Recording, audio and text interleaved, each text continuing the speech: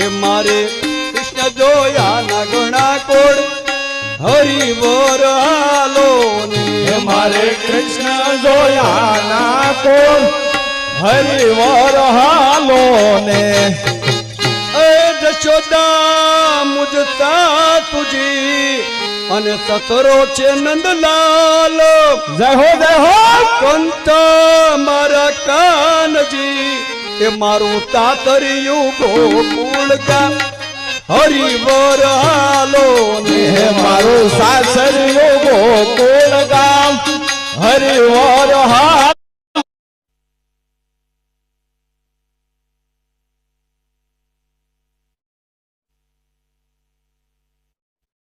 હે ઈશ્વર આપ જલ્દી પધારો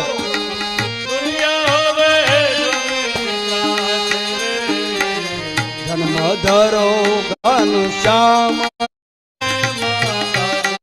ધીમે ધીમે ચાલવા લાગ્યા મંદ મંદ વરસાદ વરસતો હતો ધીમે ધીમે ચાલતા ચાલતા બરાબર એ શ્રાવણ માસની વદ અષ્ટમીને દિવસે અહીંયા પરમાત્માને રોહિણી નક્ષત્રને દિવસે દેવતાઓએ જયકાર કરી પરમાત્માનું પ્રાગટ્ય થયું છે આમ કરી બોલે છે કૃષ્ણ કનૈયા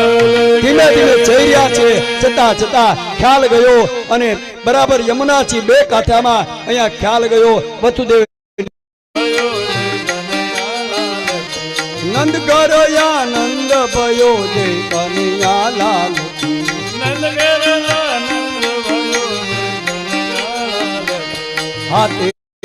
અને યશોદાજી આવકાર હતો એટલે જોઈ અને અહીંયા ધીમે ધીમે પરમાત્માએ એ દ્વાર ખોલી અને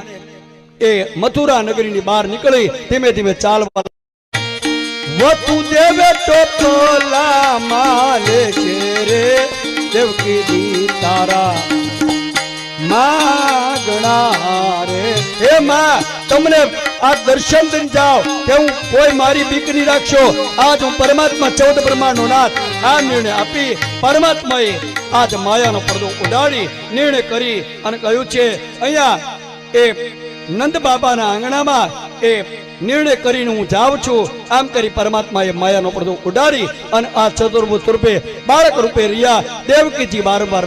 રડવા લાગ્યા એ વખતે લઈ કહ્યું કે હે પ્રાણનાથ વસુદેવ મહારાજ આ ટોપલામાં લઈ લ્યો અને લઈ અને બાળક લઈને જલ્દી નીકળો તમે નીતર કંસના ઉત્પાતો વધે છે આવશે તો મુશ્કેલીમાં મૂકશે આમ કરી અને મુશ્કેલી આવશે જલ્દી કરો આમ કરી ટોપલામાં લીધા એકદમ મૂકી અને બેડીઓ આપમેળે તૂટી ગઈ એ વસુદેવજીની અને આમ જોઈ ટોપલામાં લઈ અને એકદમ નીકળવાની તૈયારી કરી અને વારંવાર જેમ તાજા વાછરડુને જન્મ આપ્યો હોય ગાય જેમ ચરવા જાતા ફરી ફરતા વાછરડુની ફરતા પરિક્રમા કરે એમ દેવકી વારંવાર બાળક સામે જોયે મારા લાલાનું ધ્યાન રાખજો કારણ મારા પ્રાણ છે આમ જોઈ અને કોઈ જોઈ ન જાય એમે તમે સાચવી લઈ જાજો રાત છે મેઘલી રાત એટલે આમ ચર્ચા કરતા વસુદેવજી અવાજ ન થાય